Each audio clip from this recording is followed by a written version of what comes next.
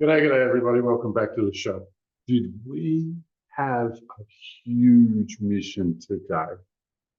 Huge. Now, for those of you who are concerned for the children, all of the trafficked and kidnapped children, we've done something pretty big and I'd like to share it with you quite a lot.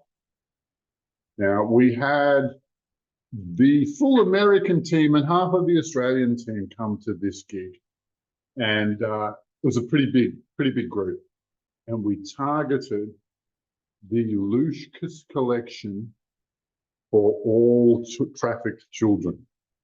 Now, what do I want to say here? How do I say this?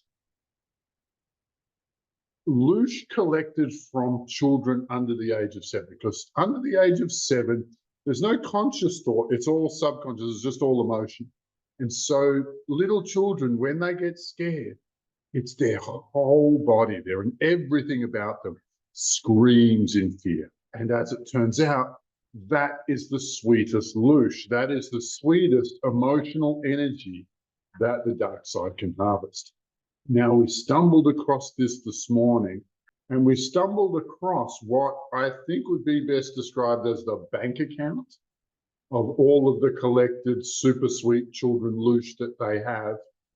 But bank account doesn't quite cut it. It's more like their deep gold reserve, the big, the vault where they store all of their very most precious stuff. And they have collected a huge amount. Like they held it superimposed over the earth, and it was about 2/3 of the diameter of the earth. It was a lot, and it had a geometric cage around the edge of it, and we managed to dismantle the cage. We managed to defunct, or what's the word I'm looking for? Pull down a series of shields they had, keeping this in the center, because the spirits that they had in that huge well of fear were all trying to run away all at the same time. So it was a very chaotic mass. And so they had this apparatus to squeeze it in, to lock it in, so that all they could ever do is run around in circles around each other. Once we unlocked that, literally, I don't know, maybe 1 million spirits, 1 million positive spirits, formed another web. Like they all just literally stood in formation all the way around the earth and caught all of the spirits as they tried to, well, run away from what could only have been a hell. Now, we transmuted all of the energy in there. And they used it for a few different programs.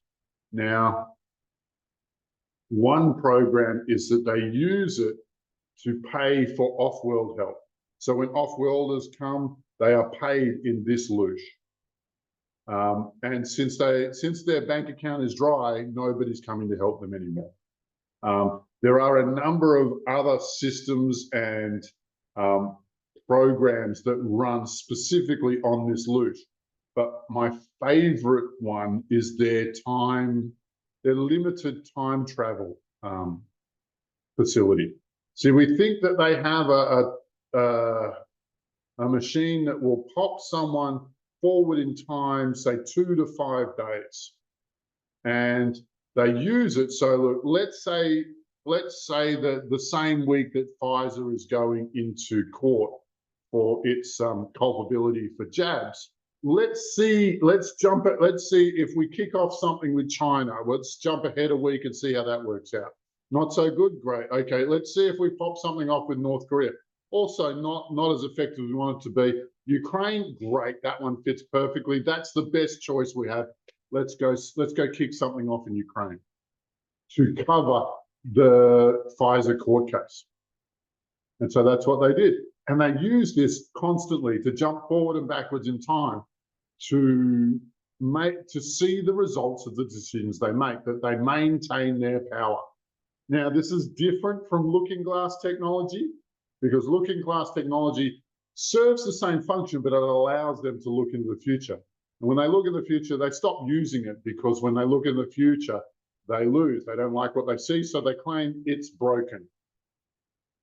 But this technology, I don't even know the name of the program, but we've all seen it on the astral planes, is where they jump somebody forward in time, and then they come back and tell them what the future, what the next week has in store for everybody. It's not bad if you want to win the lottery, I suppose, but that's not what they're using it for. They're trying to keep control of the earth.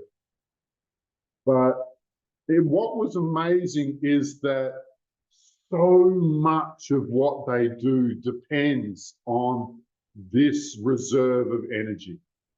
I saw a whole bunch of Khazarians actually surrender. We saw all sorts of different groups just going, well, no, how do we continue without that stuff? Like, where are we going to do it? There's nothing we can do. Like, their industry, everything they do depends on this particular vault or this particular bank account of Loosh to pay for everything, to look after it, to make sure that everything is flowing the way it's supposed to. And now that we've taken that off them, half of their operations are dysfunctional because they need that stuff as the fuel of their operation. Major Loosh network pulled down this morning on the 15th of January, Sydney time. So, you know, let the fireworks fly. It's going to get exciting now. If you're really enjoying the content that I'm sharing, then you might want to look on Spotify, because quite recently I've released a series of interviews of the 7 deadly sins, the demon lords of the 7 deadly sins. If my training, which I only take 2 intakes a year, once in January and once in July, and so that one starts on the 23rd. So get in touch with me if you want to be in those groups. And my book on food is this far away from being published, and so by all means, that's in the pipeline too, to share with you guys. I know you'll love it. I know you'll love it. Anyway, if you are a talented astral projector and you want to be doing stuff like this, or better still, you're already doing this kind of work but solo, get in touch with me and join our teams, because it's the best show in town, really. I don't know if anybody else has gone vigilante on Demonkind, but we have, and we're having a ball. Look, may the force be with you all. Bye for now.